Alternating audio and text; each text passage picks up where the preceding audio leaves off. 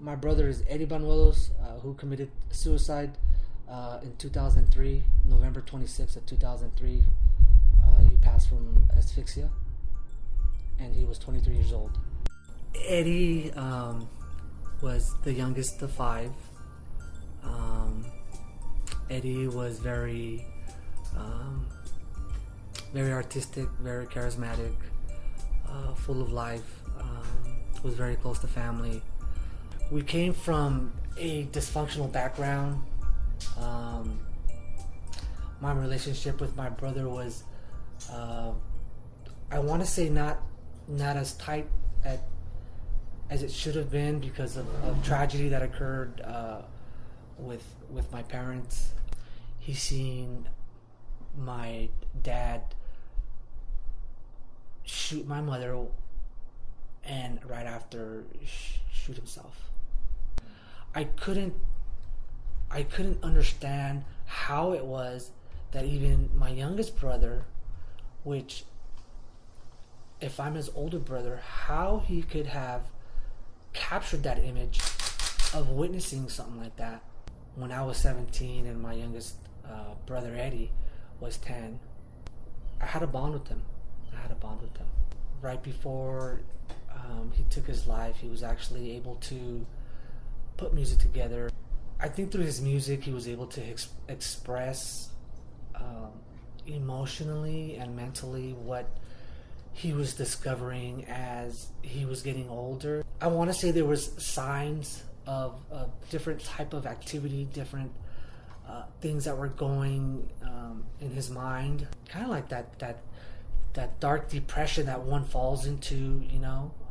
I think that as siblings, we all knew there was some form of depression, and I think, in my opinion, that it's normal for people to have depression, but I think to some degree, everybody has a different form. I tried to be a better brother. I try to be closer to him, spend more time with him, in hopes that there's something that I could do, but, you know, it's just, I think that once you kind of just are determined, then I think there's no turning back. I had a discussion with my brother over something that was occurring with other siblings. There was a lot of animosity, I want to say, among siblings when my parents passed away. There was a lot of hurt, a lot of blame.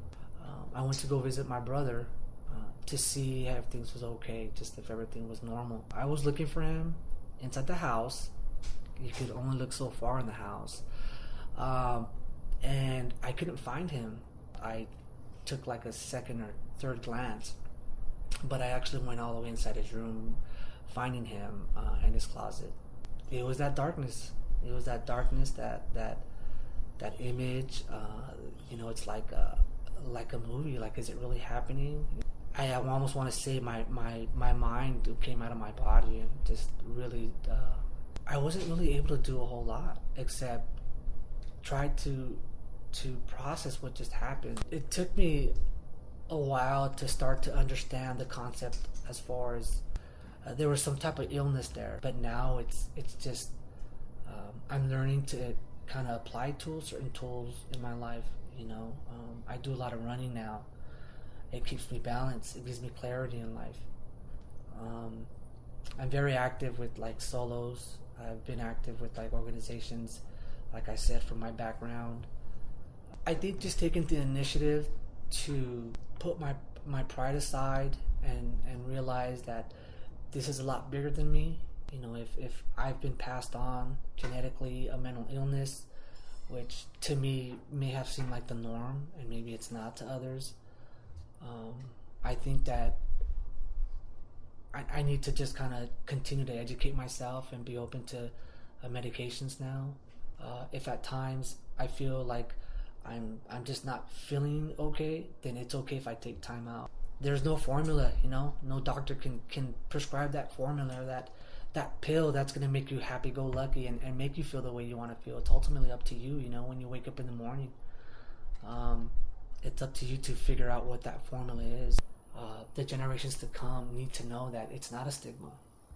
It's not something that should be kept on hush or kept, you know, kind of just exclusive. And I think it's important to just, you know, talk to the kids, talk to the youth, talk to the community, because you never know whose life you might save.